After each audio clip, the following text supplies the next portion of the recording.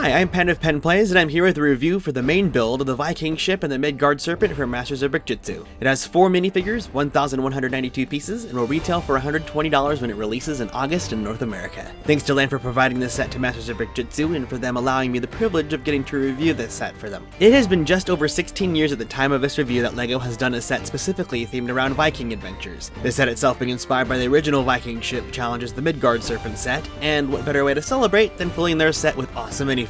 I'm not all too sure if these torso prints are new, but based on how there are no discernible body type designs on them, like many other torsos these days, we're likely to see them reused in the future, including in this very set itself. The same can be said for this all-new hair with Valkyrie crown element, which is such an awesome inclusion here. None of these minifigs have double-sided heads, but all are great pairings of new and pre-existing parts and designs. The horned helmets do seem rather loose on the figures that wear them. These are the weapons you have to choose from, and if you'd like the ship's flag, these torches and fish on spits for the main build would also be noble weapons of choice. All 8 shields of the ship itself can also be wielded by your Viking warriors in defense against the Midgard Serpent. Straying heavily from its inspiration's fancy molds, the Midgard Serpent goes the route of using as many reusable elements as it can, and I can't say it's better off for that. At the core of the Creator 3-in-1 theme is making sure as much of these parts can be reused in different builds, so I understand the decision. That doesn't validate the nasty hole left by the Technic elements used to give it its shape. This also leaves the entire front half end of the Serpent static except for 2 joints along its upper neck and another on its jaw. This section fully rotates and these fins can be adjusted. The back end of the tail is fully jointed, however, allowing for lots of active configurations, but is marred by the rest of the body being static. Sure, the sea monster on the map look is very common for LEGO Serpents, but I know that if I were a kid, I'd want the Serpent to be fully jointed. I'd imagine one would say getting the joints at a good angle would hamper play, but as long as it has the ability to stand with its neck up, kids will figure it out. The Midgard Serpent here also looks much better without the purple grills on it, parts which, no matter which build you choose for this set, have no benefit whatsoever, so it's a wonder why they're even here.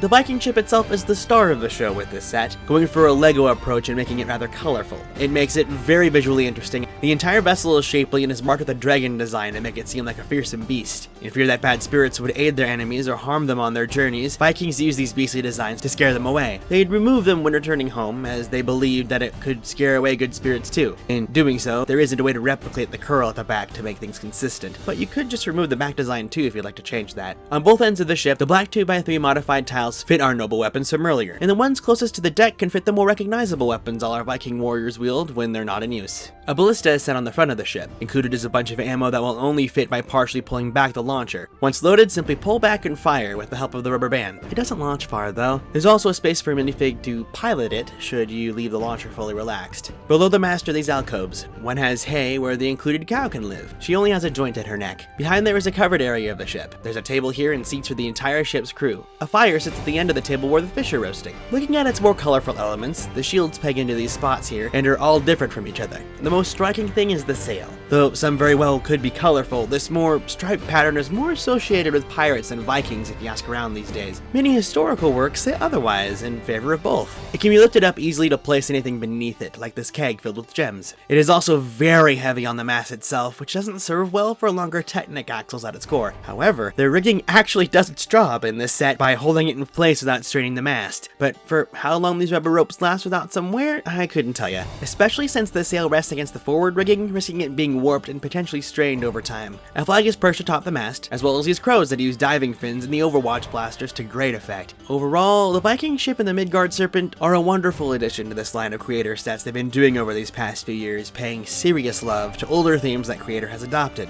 Vikings were certainly not the first one people had in mind for what could come next, but the offering here is nearly on par with the others that came before it. With the Midgard Serpent's rather gap-filled and oddly colored appearance, and the ship also being colorful, but not exactly extravagant compared to, say, the pirate ship, I wouldn't say this is my first choice between those two. Throw in the castle, and I'd say it'd be the last of the 3 at this size I'd consider. It doesn't mean it's a bad set in the slightest, though. One of my favorite parts about Creator sets is how it hides elements needed for other builds in its designs, and the whole of the ship, from top to bottom, is loaded with instances of that. At 16 inches long and 11 inches tall, it certainly has a presence regardless. Posing the ship to cover the Serpent's flaws at this angle adds to the display should that be your preference. There's also a lot of imaginative play to be had here as well, and for both of these facts, I'd encourage picking it up if you've had any interest in the set for either reason. It's a warrior-worthy vessel through and through. Let us know if you enjoyed this review by giving it a like. That also helps suggest our videos to other people. Subscribing lets you see more from Masters of Brick-Jitsu, and clicking the bell will notify you when videos go live. Anyways, I'm Pen, this is Masters of Brick-Jitsu, and I'll see you next time.